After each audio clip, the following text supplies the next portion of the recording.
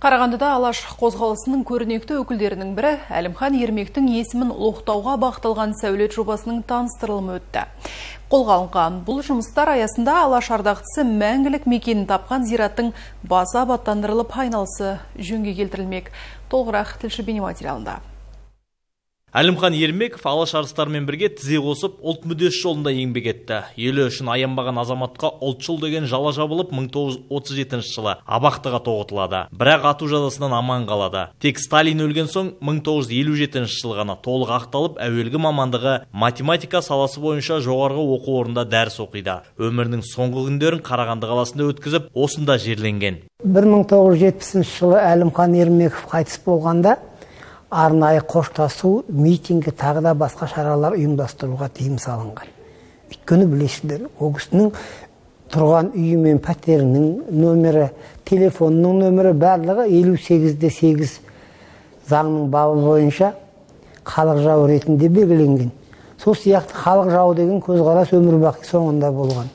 Әлімхан Ермектің жерленген жері тек 2015 жылы ел ағаларының іздеуімен жалпы жұртқа белгілі бола бастаған. Енді міне зираты қайта қалпына келтіріліп жатыр. Айналасы қоршалып, абаттандырылмақ. Жоспар бойынша аллеяның ұзындығы 350 метр, ал ені 10 метр болмақшы. Шараның ұйымдастырылуына ұйытқы болған қалалық мәслихаттың хатшысы Құдайберген Бексұлтанов қазірдің өзінде бұл жұмыстардың басталып кеткенін айтады.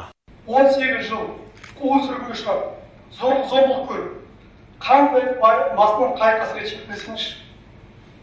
29 жасындағы азамат, қазіргі біздің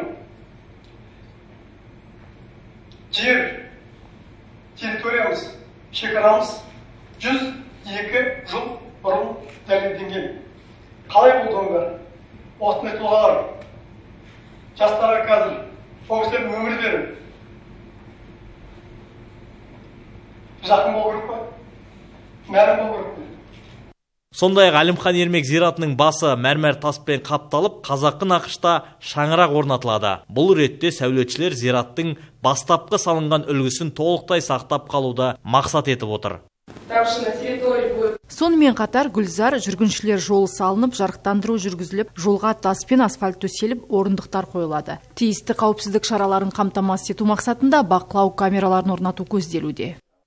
Айта кету керек, ілкімді шара қазақ күнтізбесіндегі 9 қыркүйек Алаш ұраны күніне орай өтті. Ауқымды жобаға жиналған зиялы қауым бұл игі бастаманы жылы қабылдап, өз ұсыныстарын ортаға салды. Ал Алаш ардақтысы Әлімхан Ермек еңбек еткен Қарағанды политехникалық университетінің ерікті студент жастары бұл жұмыстарға қатысуға әзір екендіктерін айтты. Ботабек Маратұлы, Жайнат Жақсыбаев, Нұржан Табриз, Сарыарқа телеарнасы.